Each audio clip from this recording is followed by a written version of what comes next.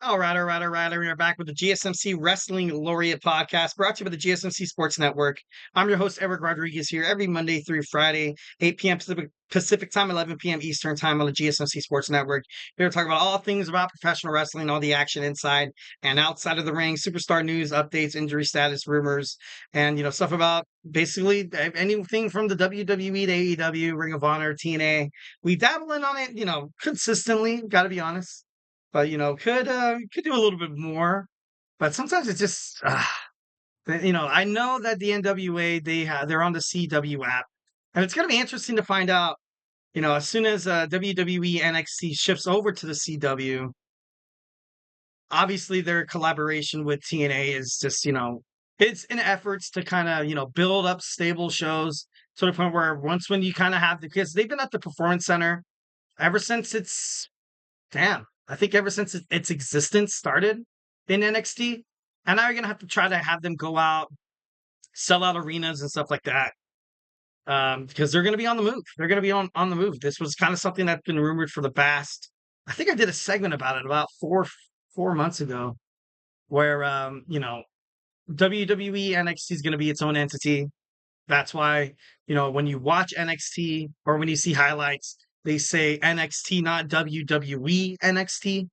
Essentially, NXT is going to be like that experimental brand, which I feel like WWE should have did a long time ago. And a lot of people said that they're going to treat it like WCW, which I don't agree with that at all. Or that they're going to try to revamp WCW. I don't see that happening at all either. But with the way NXT is kind of heading toward, with all these new badass TNA stars making a name for themselves, like Joe Hendry, like you had Jordan Grace, both very impressive superstars. I can't wait to see maybe if the system try. Obviously the system is kind of dead in TNA. I know they're gonna revamp it. Moose was like, yeah, no, what is dead may never die. Come on NXT. Why not? Try it. Come on NXT. Why not? Be a change of scenery. Be a new place to prove that you're a badass. So honestly, why not? Moose, give it a shot, man. Give it a shot. I'm challenging you. I'm just kidding. No. Uh, anyways, so without further ado, we're going to talk about Tuesdays today in wrestling history. All right, here we go. So, what I have for you guys, first and foremost, let's talk about some birthdays we had today. A couple birthday boys. We have Jeddah, we have Jeddah, and then we have Bram. We also have Dino Bravo, and we also have Jimmy Valiant. Was never really blessed to watch those guys growing up, but I can imagine wrestling, especially during the 80s and stuff like that. Obviously, I have Hulk Hogan right there. It was pretty. I mean, it was pretty badass. I thought it was pretty huge. All right, at 19, we're gonna start off with 1993 in a house show in Sheffield, England. Hulk Hogan defeats WWF champion Yokozuna by disqualification. This would prove to be Hulk Hogan's last match under the WWF banner until his return in 2002, back when they revamped the whole NWO thing, which was pretty cool. But then you started seeing people like Booker T, X Pac. I think even Goldust was like trying to make a run, and then you had I do love Shawn Michaels, and it was kind of cool to see that Enter DX kind of cross promotional. Then you had like a promo between him and Triple H, like in the back. He kind of looked at him with the NWO shirt. He's like, you know what, you're ashamed of DX, you know what I mean? So definitely thought that was pretty cool. But the best thing about the NWO was about the big three, the original three: Scott Hall, Kevin Nash, and then also Hulk Hogan. And of course, you would see somebody like Eric Bischoff make it to the NWO. You had, like the bad NWO. Then you had Sting kind of, being the target and stuff. It was just, it was crazy. It was crazy. Definitely during the time of wrestling, bookings could have been a lot better. I feel like it could have been more successful. But I don't know, being brutally honest, then WWF lost Hulk Hogan. And it was big. It was very big, especially with the jumping off of you're starting to have you're starting to have WrestleMania happen more frequently. Not frequently, but you're kind of having it, it's the big show. It's the show of shows. And at the time, WWF fans wanted to see like Hulk Hogan. They wanted to see somebody like Hulk Hogan. Then you saw Hulk Hogan, go over to WCW. Then you also eventually saw Scott and Kevin leave as well. And then they did whatever they had to do. And then they started the NWO on Nitro. And for the longest time, you had WCW and you had, and you also had the WWF going head to head. But like I said, like I kind of mentioned before earlier in the podcast, how WWE ultimately wanted to, you know, forget about these older guys, more or less bring in these rising superstars like Triple H, The Rock, The Undertaker, Kane. And it got to the point where a lot of people, and I knew a guy who was like all about the 1990s, about wrestling and stuff like that. He once told me that WWF didn't really start becoming, didn't really start showing their stripes and the fact that they could possibly be successful until Hulk Hogan left. So obviously, you had the wrestler of the 80s. You saw the match with Andre the Giant.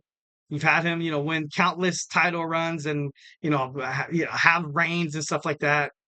And as soon as he left the WWF, I can imagine that Vincent Kennedy McMahon Sr., it was nerve wracking. It was scary. It was, it was a time in wrestling where you kind of had things changing in the 90s. Obviously, the 90s, what they like to, you know, kind of, kind of flare up more often than not is the Monday Night Wars between Monday Night Nitro and Monday Night Raw. But nobody really honestly knew how big this move was. That Hulk Hogan was like, yeah, you know what? I could be going, I could be somewhere where, when he was with WCW, he had creative creative control clause where, he could basically, pick who he wants to lose to. And and that works. That works, but it's to the point where sometimes like your ego does get in the way. You know what I mean? Like if you try to run your own career, no, it from a regular person's standpoint, not from the entertainment business. And Hulk Hogan kind of had a huge unchecked ego. That's kind of started with the whole falter with him and WCW and stuff like that. Kind of like what you're seeing happening with LeBron James and the LA Lakers. How he's also a player, also a GM, and sometimes it's I don't think that's good. Sometimes you got to just do what you do what you're doing best. You play basketball or Hulk Hogan, just wrestle, dude. Just wrestle, man. All right, so that was in 1993 in I don't know why it's showing 10. It's crazy. That was in 1993. In 2001, Tajiri defeated X-Pac on Monday Night Raw to win the WWF Light Heavyweight Champion. It was the only run with the belt, and he lost it back to X-Pac 2 weeks later. I thought I liked X-Pac. I remember when he came up, he was like the 1-2-3 kid and stuff like that. Very young. I think he started wrestling when he was 18, I believe, in the WWF. Don't quote me on that.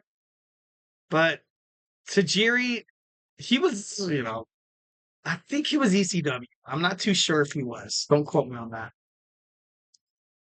I know he had the tarantula. That was his finishing maneuver, the tarantula on the ropes. It got to the point where, X-Pac, especially during 2001, you kind of had that revamped look of, D-Generation X, the McMahon Helmsley era. I've always admired X-Pac's, skills inside of the ring. I know he, eventually kind of, he hooked up with China, and they were a couple for a pretty long time, especially after everything that happened between her and Triple H and all that. No, it was a taking off point in his career. Obviously, the WWF Light Heavyweight Championship kind of died. And then you have the cruiserweights trying to make a comeback.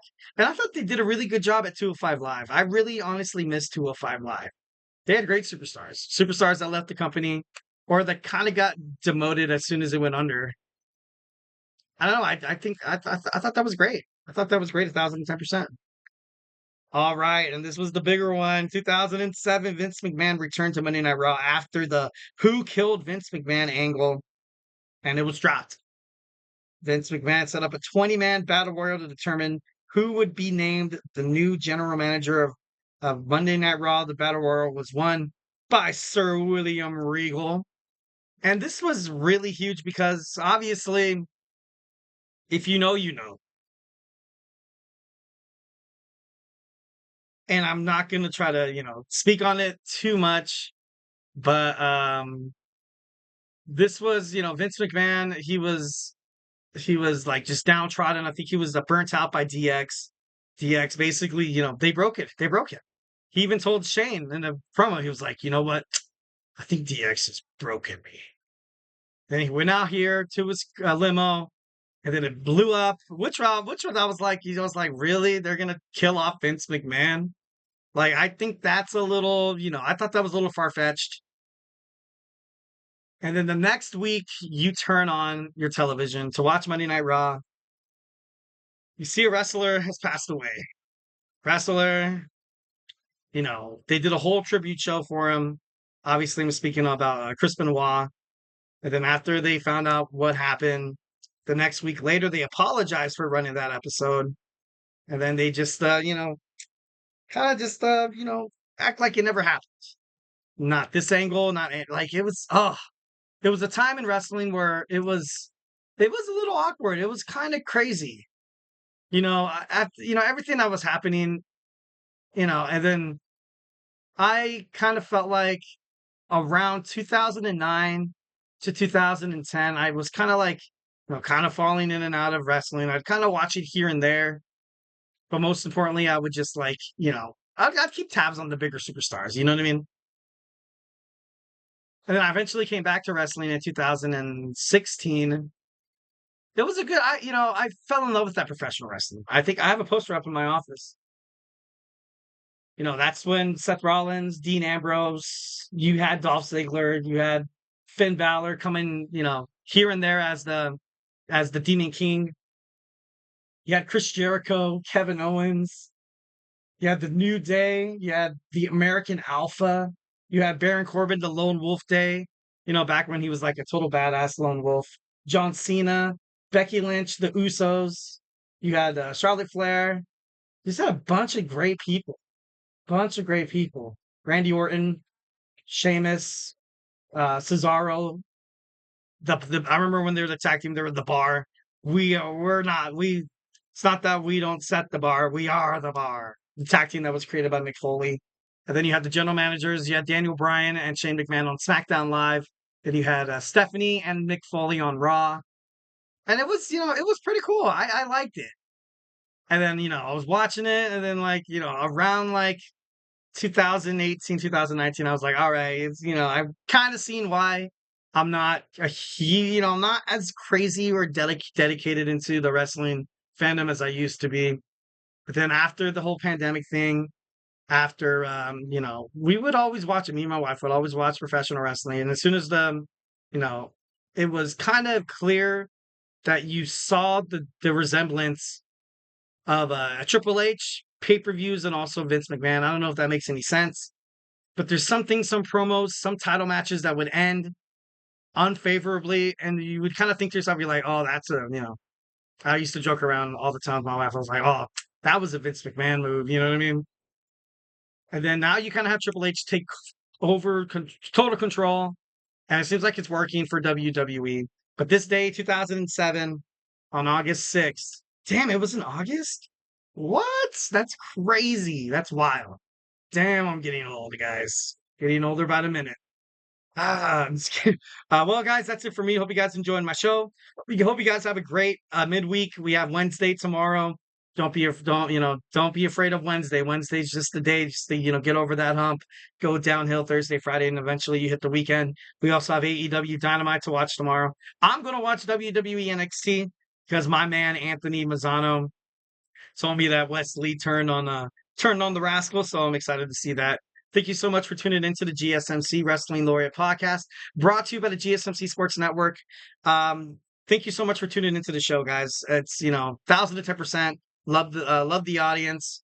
Love it when you guys send chats and stuff like that. I appreciate it. I'm forever in your debt. You guys, absolutely love you guys.